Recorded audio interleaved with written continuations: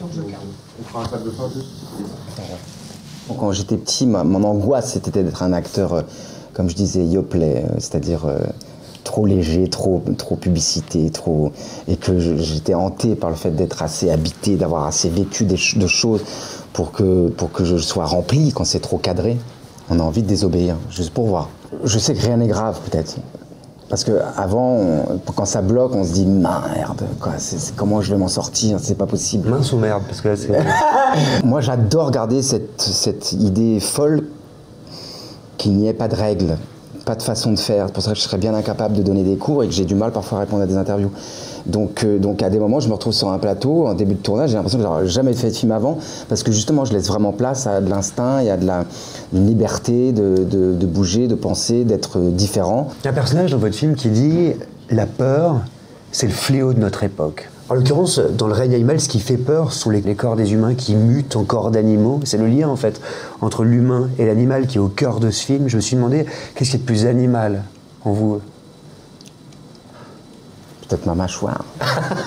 J'en sais rien.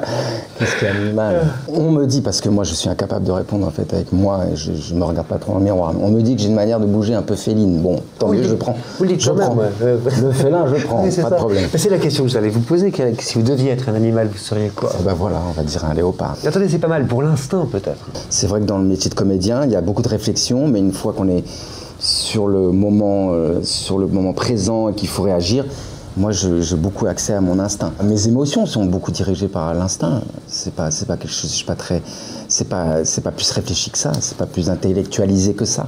C'est quelque chose d'assez primaire. Donc là, votre instinct maintenant, il vous dit quoi là? Bah, d'essayer de vous répondre clairement, d'essayer de mettre les mots après les uns après les autres, que ce soit clair. Et il arrive que votre instinct vous trompe? Je m'en fiche. Je veux dire, moi, je suis plutôt positif, donc même s'il me dévie un peu, j'arrive à le transformer en une expérience de vie, et puis j'en garde le côté positif. À vous entendre, j'ai l'impression que l'acteur, c'est l'être instinctif par excellence. Il y a des gens qui sont pas du tout dans ce trip-là. Il y a des gens qui préparent énormément, qui font des fiches sur l'avant-film, quel personnage c'est, son éducation. Vous etc. jamais?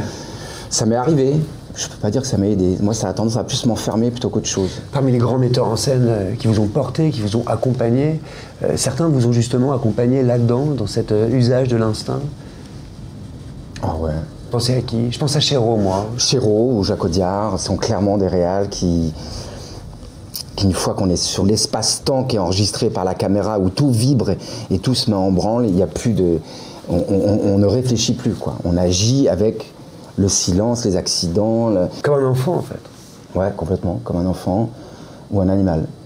Quel genre d'enfant est-ce que vous étiez? Parce que l'animal, j'ai déjà posé la question. Ouais, un enfant turbulent. Turbulent? Qui rigole beaucoup, je crois. Qui voulait prendre sa place. Je suis le petit dernier d'une fratrie, donc j'avais besoin qu'on m'oublie pas. Donc je pense que je faisais beaucoup de conneries et je rigolais beaucoup.